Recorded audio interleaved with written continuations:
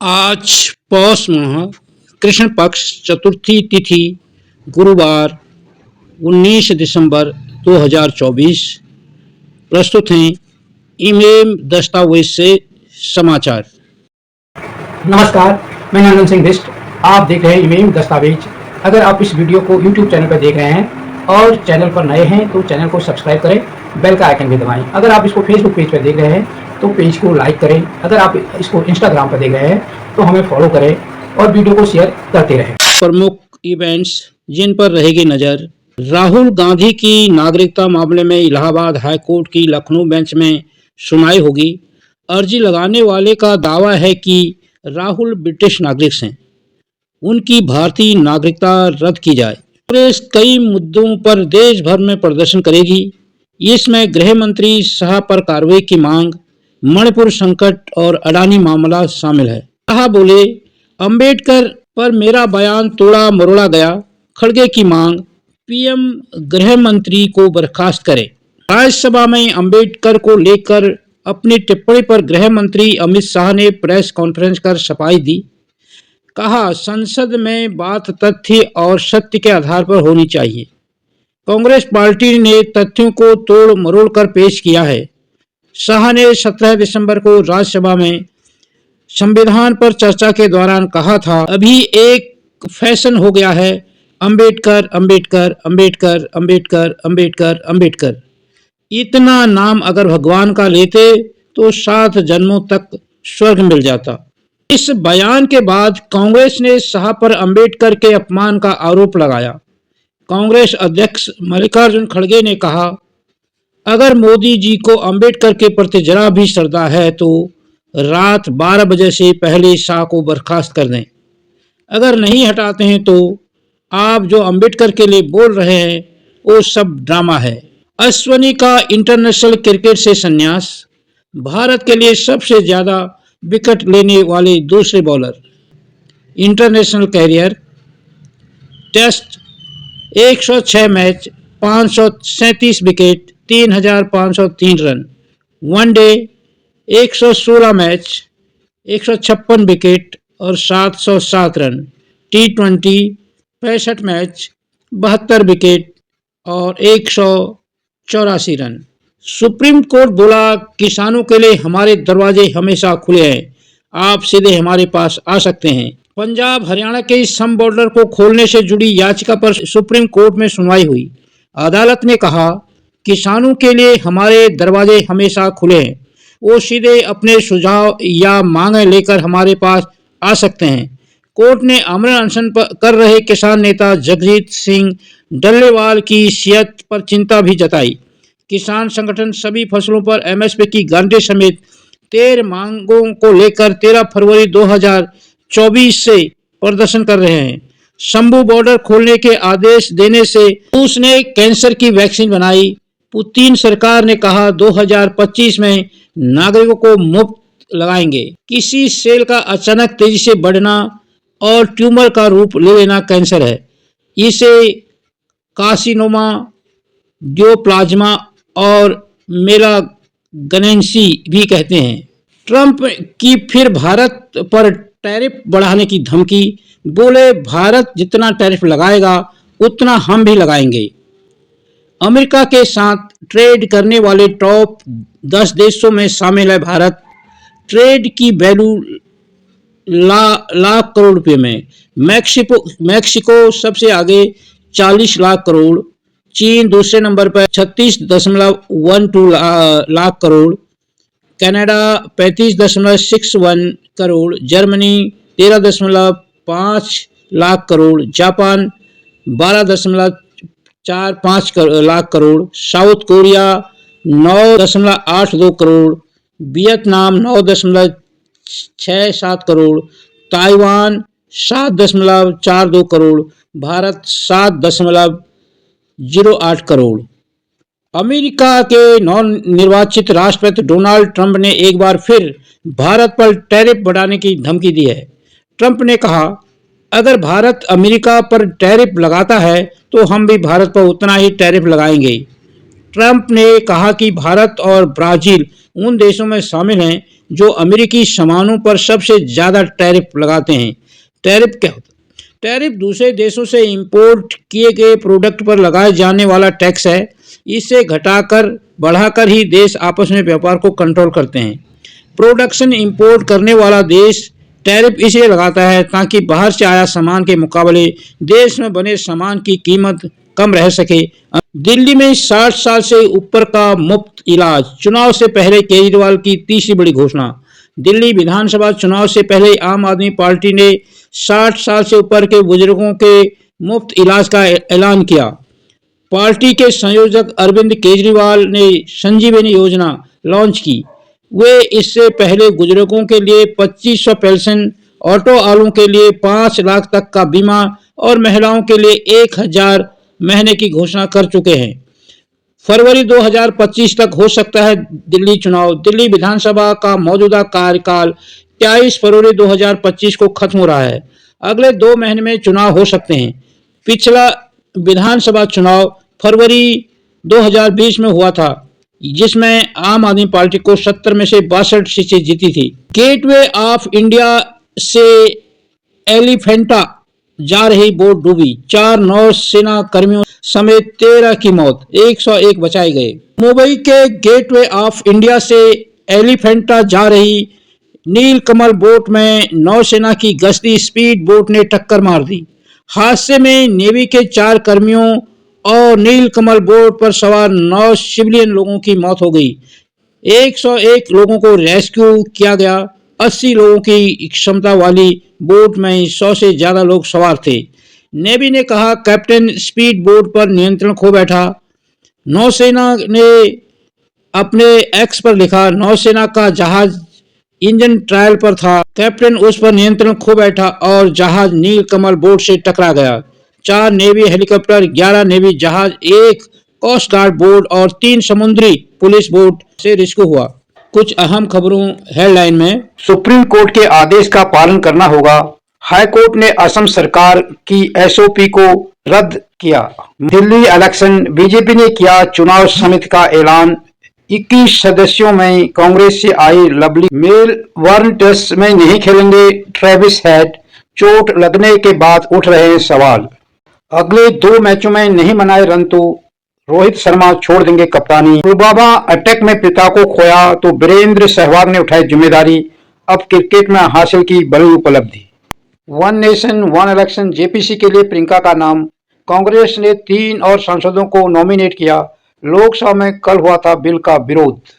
Railway Mahakumbh में free train यात्रा नहीं कराएगा।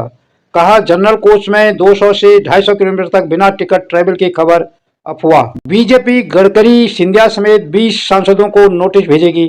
सदन में एक देश एक चुनाव बिल की वोटिंग में मौजूद नहीं थे, पार्टी वजह पूछेगी। नासा ने फिर टाली एस्ट्रोनॉट सुनीता विलियम्स की वापसी। लौटने में 2 महीने और लगेंगे। 8 दिन का सफर 10 महीने में बदला। दावा, चीन ने भूटान की 2% जमीन कब्जाई।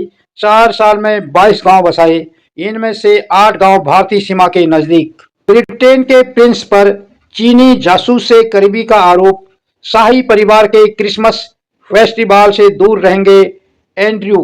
पूर्व पीएम कैमरन का नाम भी जुड़ा। नॉर्थ कोरिया में फिर से खुलेगा भारतीय दूतावास। टेक्निकल और डिप्लोमेटिक टीम रवाना। 2021 में कोरोना की वजह से बंद किया था। यूनुस के सलाहकार ने बांग्लादेश का गलत नक्शा पोस्ट किया। इसमें बंगाल, असम, त्रिपुरा को अपना हिस्सा दिखाया। विवाद के बाद डिलीट किया। इजरायली पीएम नेतन्याहू सीरिया से लगे बफर जोन पहुंचे। कहा इजरायली सेना यहां बनी रहेगी।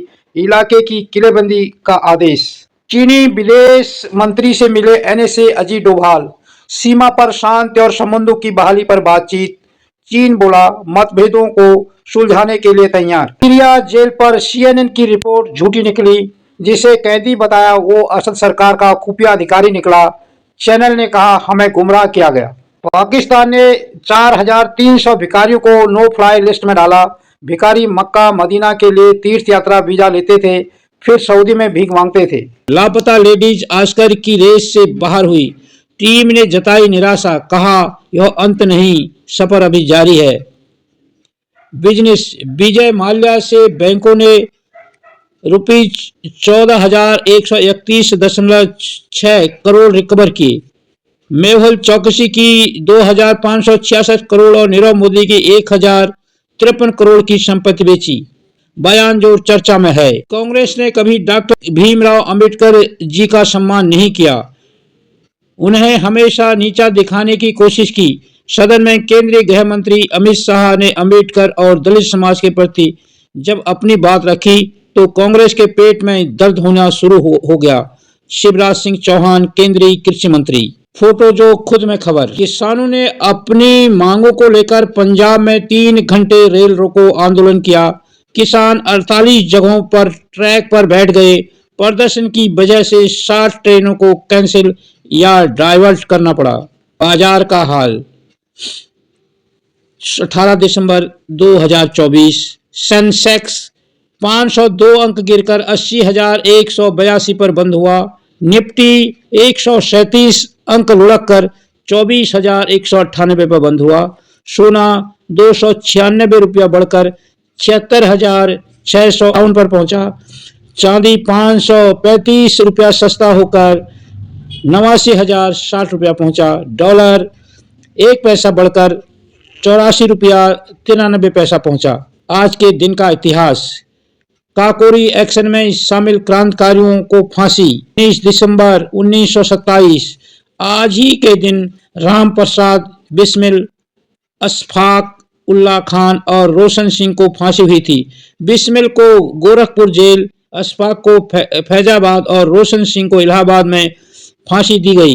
तीनों क्रांतिकारी 9 अगस्त 1925 को हुए काकोरी ट्रेन एक्शन में शामिल थे। क्रांतिकारियों ने सहारनपुर से लखनऊ जा रही ट्रेन को काकोरी स्टेशन पर लूटा था।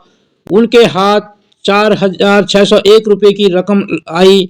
लूट का मकसद इन पैसों से हथियार खरीदना था, जिससे अंग्रेजों के खिलाफ लड़ाई को मजबूत किया जा सके। घटना को अंजाम देने वालों में राजेंद्र लाहिड़ी, मुरारी शर्मा, बनवारी लाल, सचिंद्रनाथ बख्शी, केशव चक्रवर्ती, चंद्रशेखर आजाद और मनमथनाथ गुप्ता भी थे। अंग्रेजों ने हिंदुस्तान रिपब्लिक एसोसिएशन के 40 लोगों के खिलाफ डकैती और हत्या का मामला दर्ज किया। राजेंद्र लाहिड़ी को अपने साथियों से 2 दिन पहले 17 दिसंबर को यूपी गोंडा जेल में फांसी दी गई थी। करंट अफेयर्स 18 दिसंबर 2024।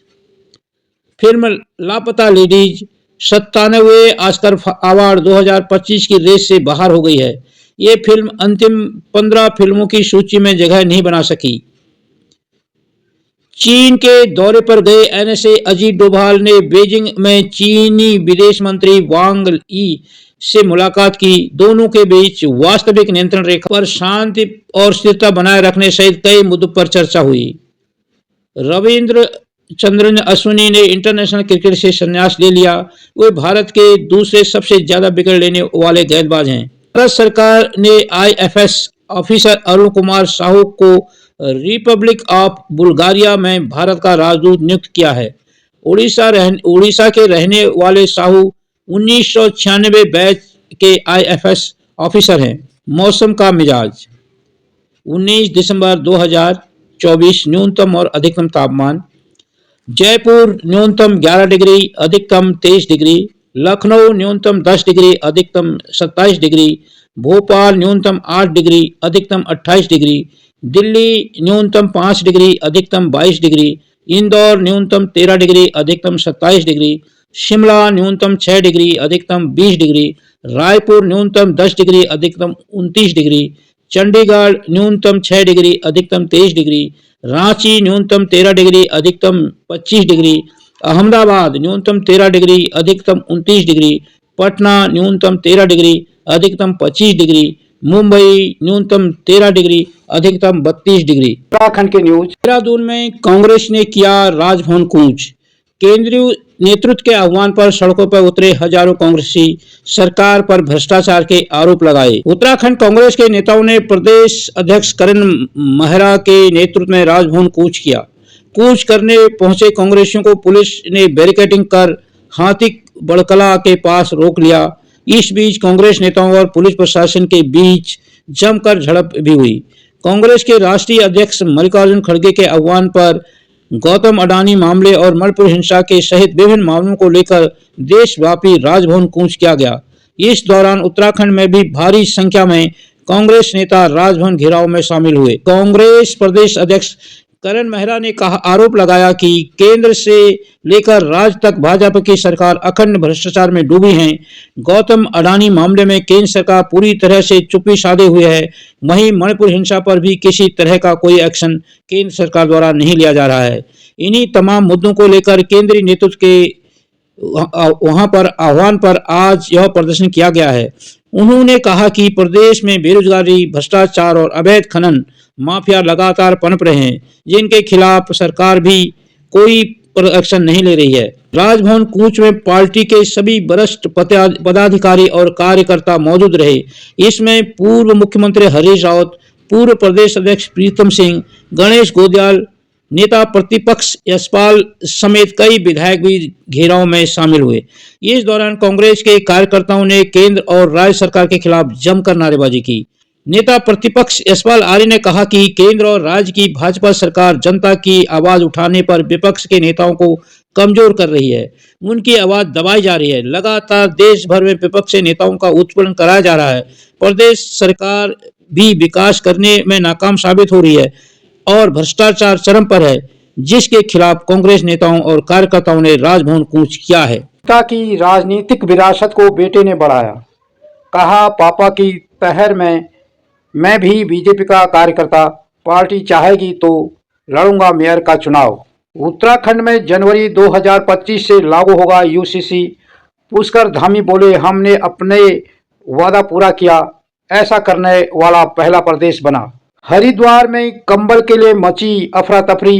कार्यक्रम के दौरान मंच पर चढ़कर लोग एक दूसरे से छीन कर भागे, कई लोग घायल। ये थे इमाम दस्तावेज से आज के समाचार। आपको वीडियो कैसा लगा आप अपनी टिप्पणी में जरूर लिखना। अगर आपको हमारी वीडियो पसंद आई हो तो इसे लाइक करें और ज्यादा से ज्यादा शेयर करें ताकि बाकी लोगों तक भी ये जानकारी पहुंच सके।